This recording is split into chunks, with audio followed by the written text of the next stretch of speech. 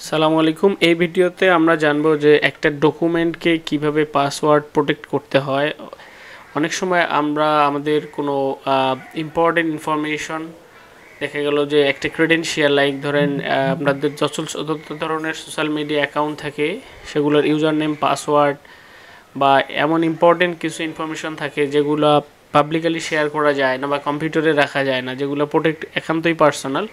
So সেই জিনিসগুলা আমরা অনেক সময় চাই যে এগুলো আমরা কীভাবে প্রোটেক্ট করে রাখতে পারি, যে পাসওয়ার্ড ছাড়া যাতে এগুলাতে অ্যাক্সেস করা যায় না। এক্ষেত্রে আমরা এটা কিভাবে পাসওয়ার্ড প্রোটেক্ট করব দেখে নেই। সাপোজ ধরেন আপনার এখানে অনেকগুলো ইনফরমেশন এখানে ইনক্লুড করা আছে, তো এটা লক করার জন্য আমরা প্রথমে চলে যাব ফাইল থেকে আমরা যাব হলো ইনফোতে। তো ইনফোতে যখন আমি ক্লিক করতেছি তখন আমার এখানে তিনটে অপশন আসতেছে, protect document, inspect document, manage document. তো আমি যেহেতু এটা প্রোটেক্ট করতে চাচ্ছি, সো আমি ক্লিক করব প্রোটেক্ট ডকুমেন্টে। প্রোটেক্ট ডকুমেন্টে যখন ক্লিক করতেছি এখানে বেশ কয়েকটা অপশন আছে, অলওয়েজ ওপেন রিড অনলি। আপনি যখন এটাতে ক্লিক করে সেভ দেবেন তখন যাকে এই ফাইলটা দেবেন সে শুধু এটা রিড করতে পারবে, সে কোনো এডিট করতে পারবে না। আর এনক্রিপ্ট উইথ পাসওয়ার্ড যখন আপনি এটা দেবেন তখন জাস্ট সে শুধু এখানে পাসওয়ার্ড ছাড়া কোনোভাবে এই ফাইলটা কেউ অ্যাক্সেস করতে পারবে না। তো এনক্রিপ্ট উইথ পাসওয়ার্ডে আমরা ক্লিক করার পরে এখানে শো করছে encrypt the contents of this file.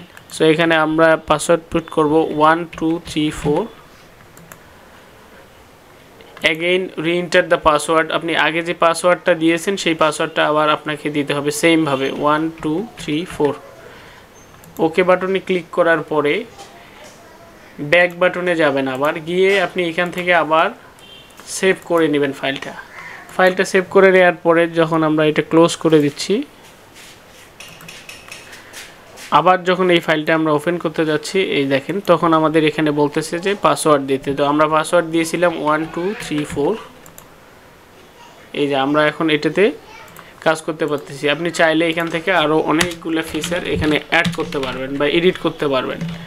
এটা আবার সেভ করে নিলাম। এখন আমরা যদি পাসওয়ার্ডটা তুলে দিতে চাই ঠিক সেইমভাবে আবার ফাইলে গিয়ে ইনফোতে যাব, প্রোটেক্ট ডকুমেন্টে যাব, এনক্রিপ্ট উইথ পাসওয়ার্ড। তো যেহেতু আমাদের আগে পাসওয়ার্ড দেয়া ছিল এই কারণে এখানে এটা শো করতেছে। তো আমরা চাইলে এটা তুলে দিব, দিয়ে ওকে বাটন প্রেস করে আমরা এই যে ইনফোর পরে সেভ আছে সেভ বাটনে ক্লিক করলাম। এখন যদি আমরা এখানে আমাদের এই ফাইলটাতে আমরা আবার ক্লিক করি তখন কিন্তু আর আমাদের লকটা থাকতেছে না। তো এইভাবে একটা ডকুমেন্টের মধ্যে ফাইলে লক করা যাবে, সেটা হতে পারে এমএস ওয়ার্ড বা পাওয়ার পয়েন্ট বা এক্সেল, যে কোনো file. Thank you for watching the video.